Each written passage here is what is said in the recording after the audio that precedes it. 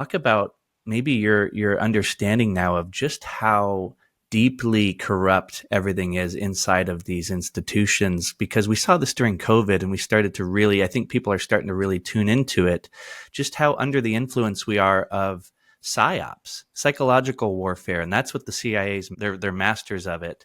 And that's been really orchestrated over the years. And we've seen this with Vietnam. We saw it with Gulf of Tonkin. You can start to dig into it and you're like, oh my gosh, this is really sophisticated psychological warfare, especially with COVID.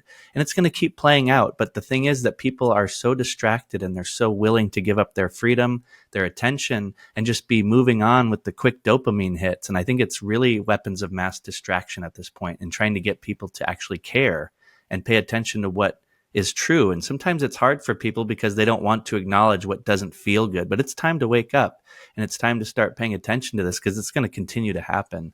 So let's go into 9/11, that day, what you saw and how we can get into understanding some of the pieces that you've described and that you're describing with Tower 7 and the controlled demolition, and go into some of that stuff. Well, first of all, your observations are 100% on the mark, and people don't understand what's happening. Just one comment before we talk about 9/11.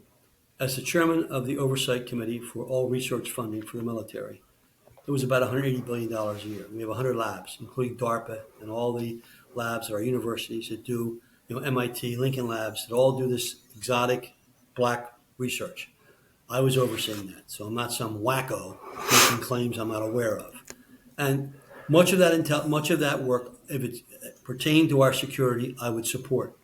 But there are some things I would not support. In 1997, and your viewers can Google this because all the records for Congress are open. They can Google a hearing I chaired on asymmetric threats.